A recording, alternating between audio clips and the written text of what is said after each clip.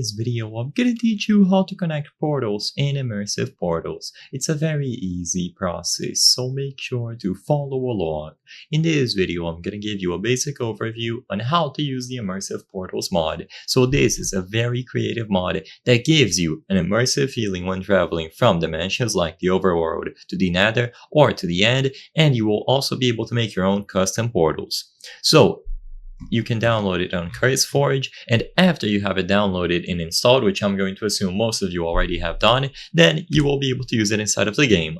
So first, after you install the mod, all nether and ender portals will not change.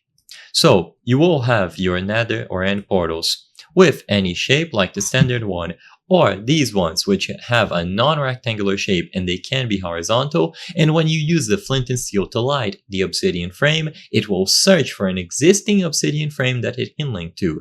Upon linking it to the obsidian frame, the portal will be generated. So it is simple to do, and Immersive Portals will take care of the rest for standard nether or end portals. So simply generate the obsidian frame, use a flint and steel, and light it up.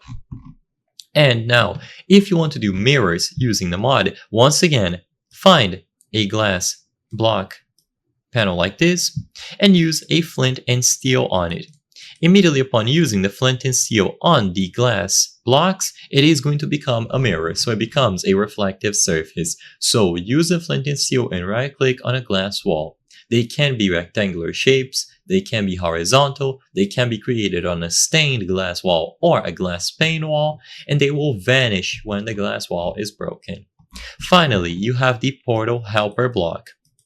So there are various different ways to make custom portals, but I believe this is the most intuitive one.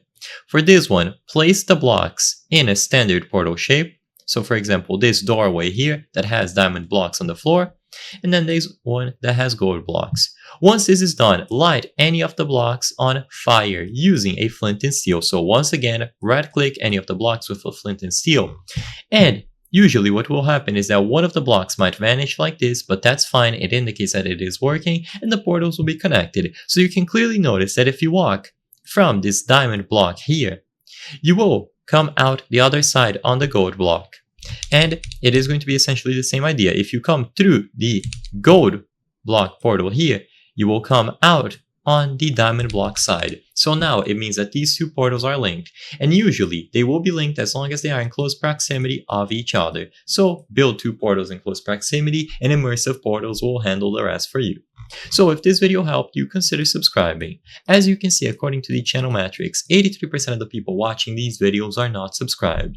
If you subscribe, you can help us from the channel bring you the highest quality videos and solutions to your problems. So I highly count on your support. Thank you for watching, and I'll see you on the next one.